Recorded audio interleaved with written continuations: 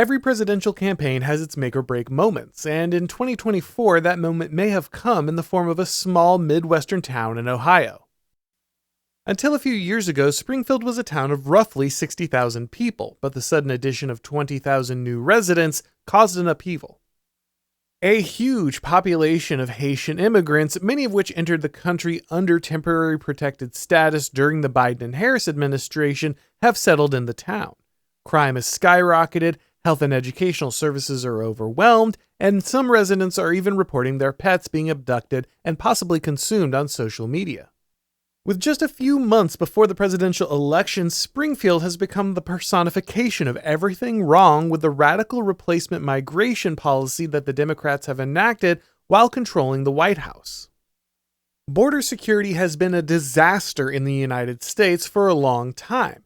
Decade after decade, waves of illegal immigrants have been allowed over the border, but the frog that has boiled slowly is less likely to jump out of the pot.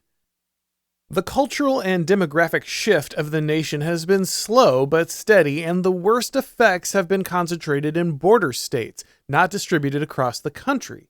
Residents of Florida or Texas were perfectly aware of the danger, but those in the Midwest or the Northeast could largely ignore the issue.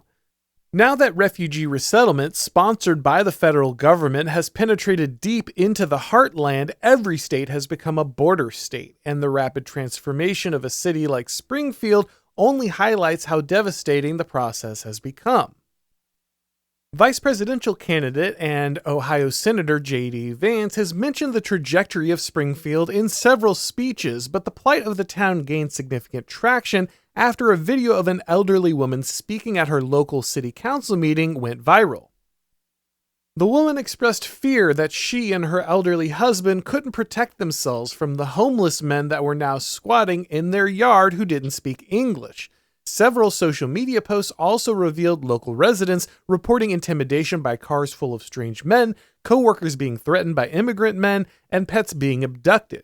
In one case, an 11-year-old boy was killed and 23 other children were injured after a Haitian man ran their school bus off the road.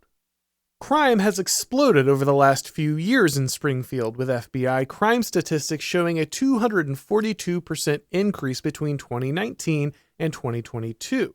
The city's educational system has been overwhelmed, seeing a jump from 250 to 1,600 non-English speaking students.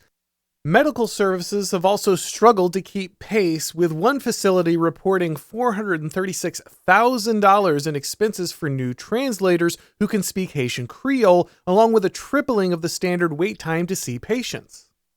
Residents are finding themselves priced out of entry-level housing and working-class jobs as they're forced to compete with alien migrants. Any town facing a 1/3 increase in its population would experience serious infrastructure issues, but the radical culture clash with new arrivals has made an already difficult adjustment an absolute nightmare.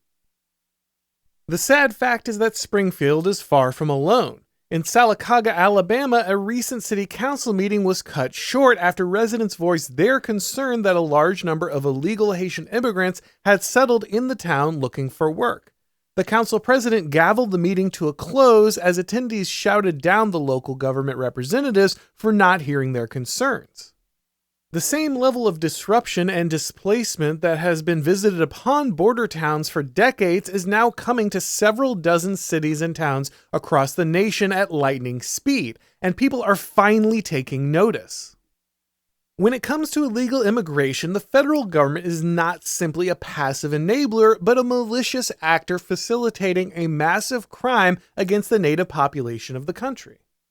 Local politicians will generally make excuses and dodge the issue of mass migration in order to avoid cynical accusations of racism, but they also do so because they know that help is never coming.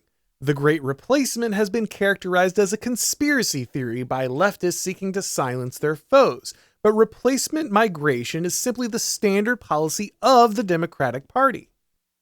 Progressives are actively importing millions of illegal foreigners and relocating them deep into the heart of the United States to shift the demographic and electoral patterns of the nation in perpetuity.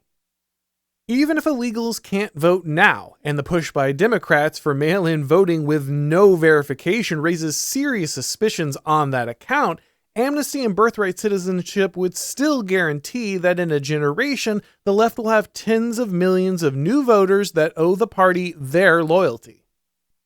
Those hoping that the GOP might act as an opposition party willing to, oppose the obvious abuse of American citizens will be deeply disappointed. Governors Mike DeWine of Ohio and Kay Ivey of Alabama are both Republicans, but neither has taken significant action to protect the citizens of their state. Ivey has acknowledged the situation, but passed the buck entirely to the Biden administration. DeWine took the podium on Tuesday to finally address the issue, but his remarks were largely about increasing infrastructure funding. The governor even acknowledged that 2 other Ohio cities were also seeing surges due to Biden administration policies, but made it clear that he didn't oppose those policies at all. The only problem that he had was that those policies did not come along with adequate funding. When Florida Governor Ron DeSantis sent 50 illegal immigrants from Venezuela to Martha's Vineyard, it took 48 hours for the National Guard to round them up and ship them off. When the federal government settles 20,000 immigrants in a red state community, the residents of that community are left without recourse.